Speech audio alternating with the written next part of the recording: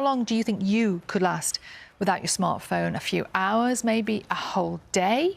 A few minutes, a few seconds. The reason we're asking is that here on Breakfast we've been following a group of teenagers to see how they would cope without their smartphones for 5 days. That's what we gave him. It's all part of a BBC Radio 5 Live project, and our reporter Christian Johnson joined them to see how they got on.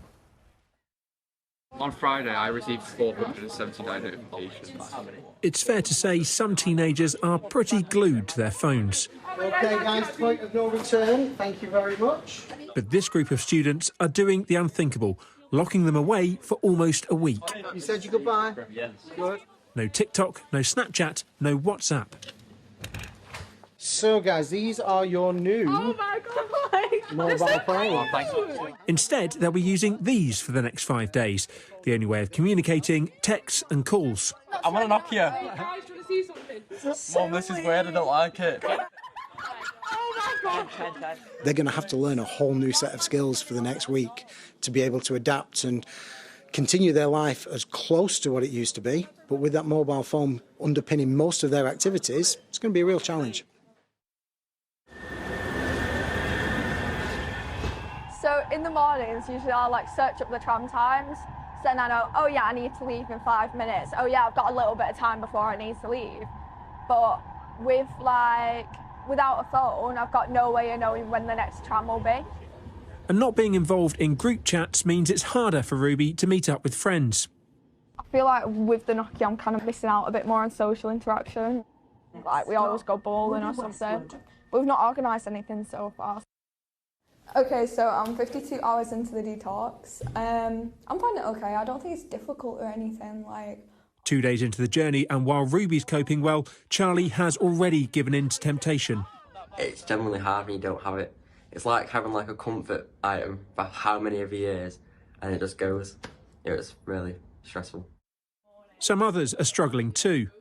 Not knowing what's going on in a group chat, it just makes me what am I missing out on? But most are focusing on the positives. Without my phone, I feel like I'm actually learning stuff and engaging more, noticing stuff around me, which I probably should be noticing anyways, but I'm just too addicted to my phone. Usually before I go to bed, I usually just watch Disney Plus for an hour and then just drift off. But since then, I've just gone straight to sleep, and it's weird. I feel much better. The more time goes on, it becomes a lot easier to think of things to do because you've not got your phone. So oh, new message.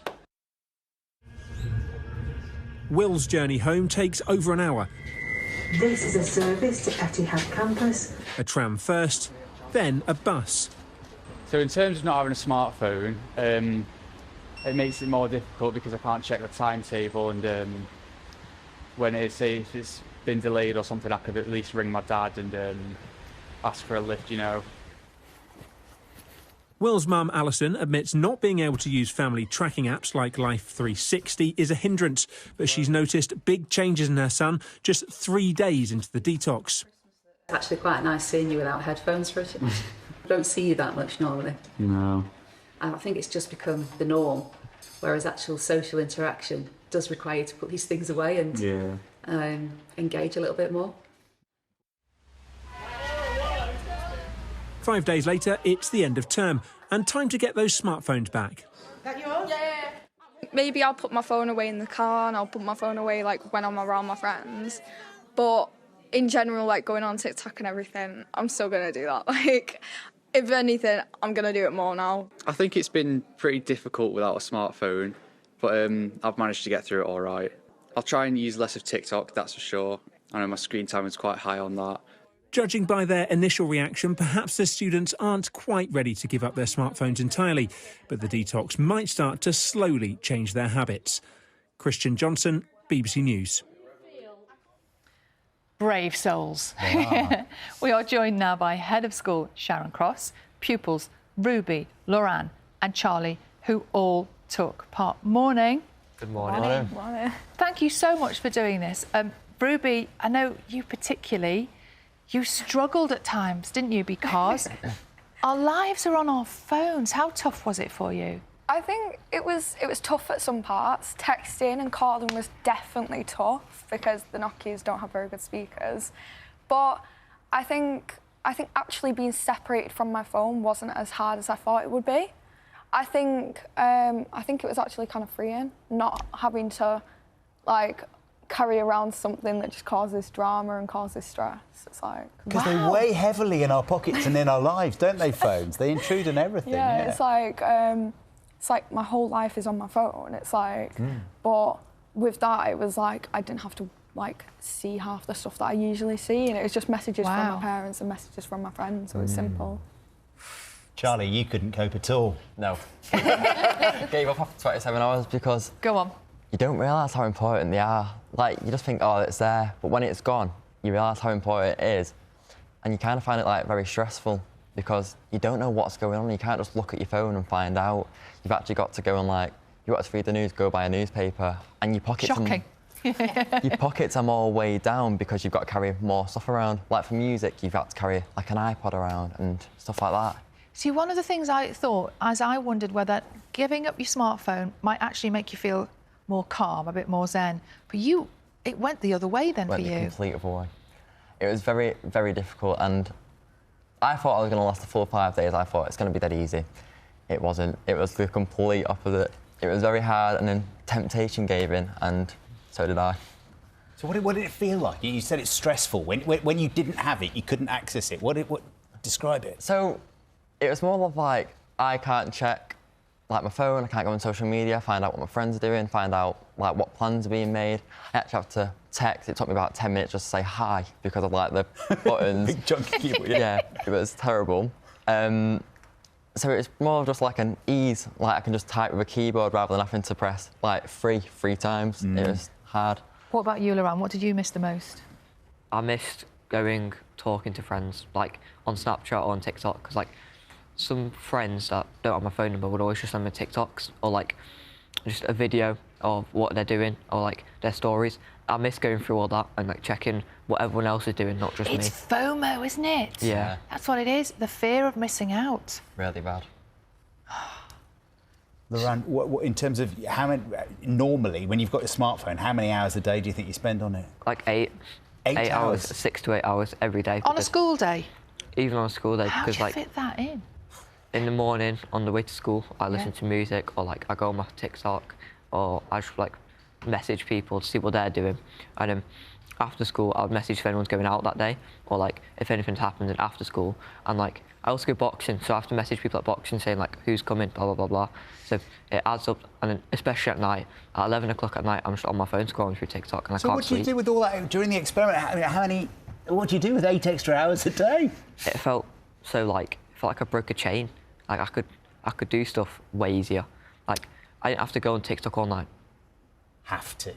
It's like That's really it felt like you broke that addiction almost. Yeah, wow.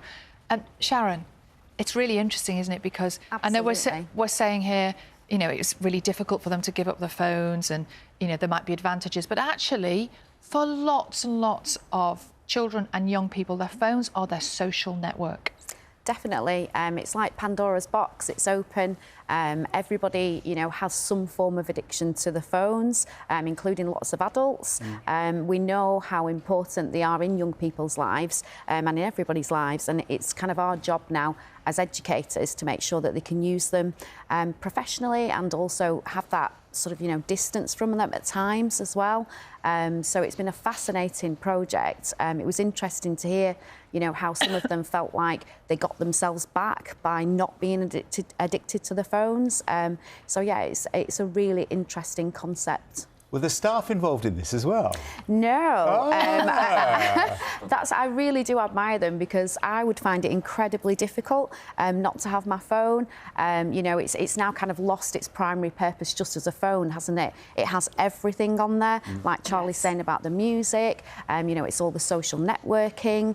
If we look back to the 80s, you would have had to have filled a room with what you can have on your phone now. So that's why we were all so addicted, because it contains our whole lives. And that's something we have to work with our young people so that they've got that understanding. But yeah, it was a brilliant project to be involved in. But also, I think it probably makes us all expect things quite a lot quicker. Like you were saying, you know, you took you 10 minutes to type a text. Well, actually, it used to take us 10 minutes to type a text back in the To be fair, it good still old takes days. me about 10 minutes. But actually, there's something in that, isn't it? You know, we're expecting children's brains to go faster and faster and faster all the time. Yeah, absolutely, and you want that instant answer. You know, in the past, you would have had to have looked at an encyclopedia. Google has the answer there in less than a second. So, yeah, that thing with short-term memory, you know, we know that it does affect it, and as educators, we have to understand how it affects it and what we need to do differently to make sure our young people still succeed. Ruby, I spotted as you came into the studio and sat down that sticking out of your pocket is your smartphone. Yeah. So you haven't been tempted to adopt the brick long term. You've gone back to normal. Do you think you weren't tempted at all? No way. It's like, as soon as I got my phone back, it was like relief. Like, I enjoyed having a Nokia. Like, I think it was definitely different. And I enjoyed playing the games, and like, it's just not convenient. It's just having a smartphone. It's got your whole life on it. You've got your social life on it. Like, it's just so much easier. You're clutching it there. I'm not going to take it away. Don't worry, we're not going to do that again. It's so interesting. We've talked so much on this programme over the last few months about mobile phones and whether there should be restrictions and whether young people shouldn't have access to smartphones. So it's really interesting to see what happens when you actually don't for a few days. Fascinating. Thank you all so much for coming in. And well done for agreeing to do it. Yeah. Thank you so much. You can put some pictures on social media now. Yeah. I can't wait. Absolutely. These guys, Charlie's probably already doing it. Quickly. These guys will be talking about this, all the other issues involved on BBC 5 Live and BBC Bite Size a bit later this morning. They're holding a Teen 24 summit in Washington?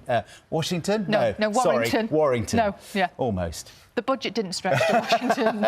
Nikki Campbell will be there in Warrington at 9 till 11 this morning with an audience of these guys and other 16 to 18-year-olds.